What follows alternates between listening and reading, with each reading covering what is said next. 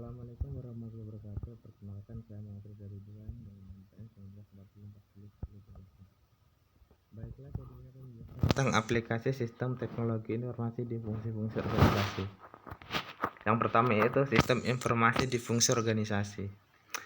Sistem informasi dapat diterapkan secara internal perusahaan dan eksternal perusahaan. Sistem internasional bertujuan untuk menyediakan informasi kepada manajer-manajer. Selanjutnya, sistem pengolahan transaksi. Disebut sistem pengolahan transaksi karena sistem ini menangkap transaksi-transaksi bisnis yang terjadi, mencatatnya di dokumen-dokumen dasar, memasukkannya ke dalam sistem informasi, dan mengolahnya menjadi informasi pencatatan nilai. Laporan ini digunakan oleh mereka yang terlibat dalam transaksi dan manajer-manajer level bawah. Selanjutnya, sistem informasi fungsional. Di sini terdiri dari 5, yaitu sistem informasi akuntansi (SIMAK) atau SIA, sistem informasi pemasaran atau SIMPEM, sistem informasi pemanufakturan atau sistem informasi produksi (SIMPRO), sistem sumber daya manusia (SIM-SDM), dan sistem informasi keuangan (SIMQ). Selanjutnya, sistem informasi akuntansi. Sistem informasi akuntansi mempunyai 3 tujuan utama.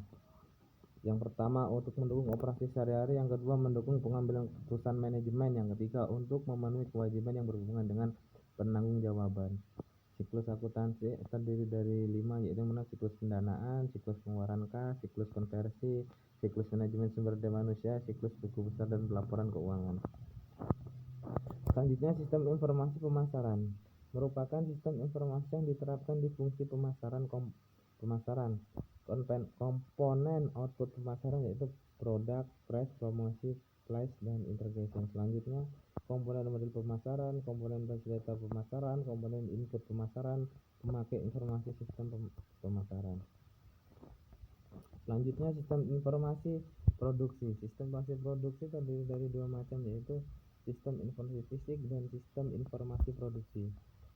Adapun sistem informasi produksi memiliki komponen, yaitu komponen output produksi, komponen model produksi, komponen basis data produksi, dan komponen input produksi. Selanjutnya, sistem informasi sumber daya manusia merupakan sistem informasi untuk mendukung kegiatan-kegiatan manajer di fungsi sumber daya manusia. Fungsi ini alurnya bernama fungsi atau departemen personalia. Sekarang diubah namanya menjadi fungsi sumber daya manusia untuk menunjukkan bahwa manusia adalah sumber daya ekonomi yang penting.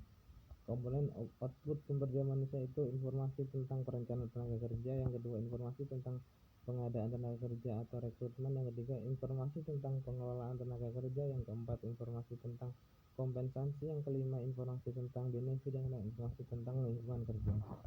Selanjutnya, sistem informasi sumber daya manusia. Komponen model sumber daya manusia itu digunakan untuk menghitung gaji, bonus, kompensasi, dan benefit. Komponen basis data sumber daya manusia dibentuk dari 3 sumber input, yaitu data internal, eksternal, dan data internal riset sumber daya manusia. Yang ketiga, komponen input sumber daya manusia itu terdiri dari 3 bagian, 2 bagian untuk mendapatkan data internal dan 1 bagian untuk mendapatkan data eksternal. Sistem informasi keuangan merupakan sistem informasi untuk mendukung kegiatan manajer di fungsi keuangan.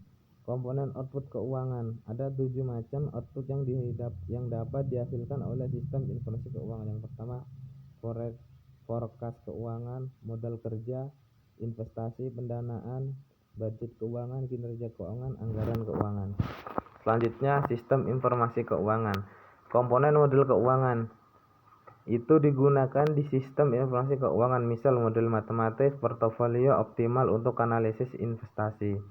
Yang kedua, komponen basis data keuangan dibentuk dari 3 sumber input, data eksternal keuangan, data internal kebijakan keuangan, dan data internal keuangan. Komponen input keuangan yaitu terdiri dari 3 bagian, yaitu 2 bagian untuk mendapatkan data internal dan 1 bagian digunakan untuk mendapatkan data eksternal.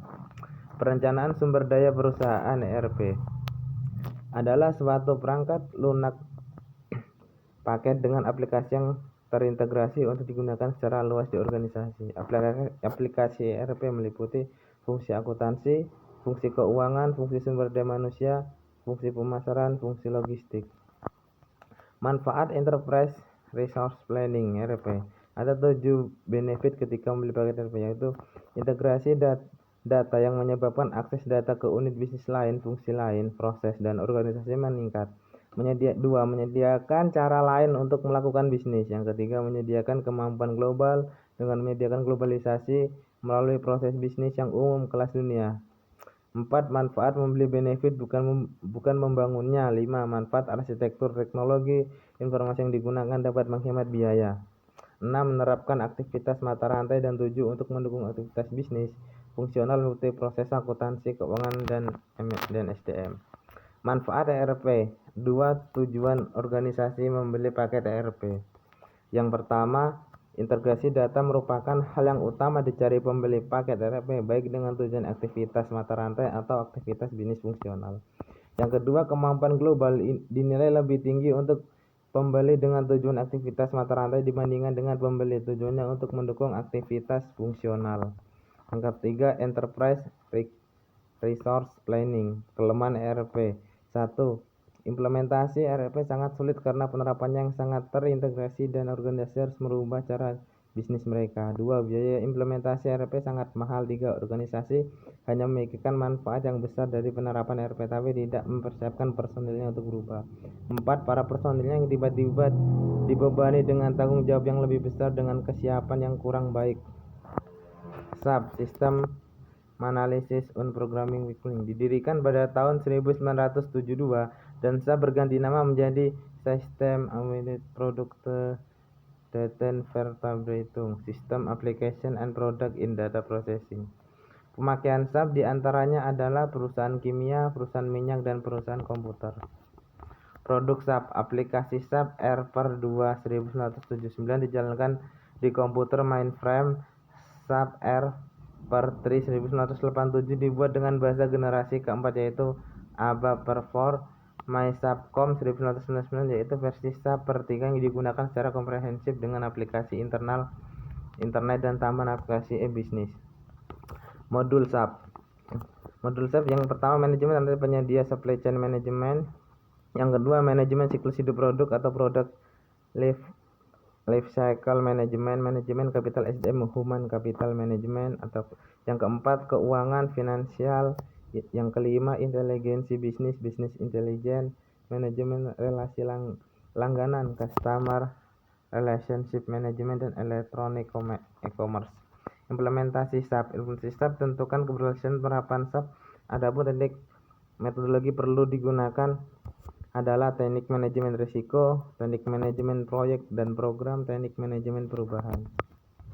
Implementasi SAP. Teknik proses desain ulang atau upfront approach. Yang kedua, back end approach. Yang ketiga, parallel approach. Mungkin hanya itu yang dapat saya sampaikan. Kurang dan lebihnya saya mohon maaf. Saya akhiri, billahi taufik walhidayah. Wassalamualaikum warahmatullahi wabarakatuh.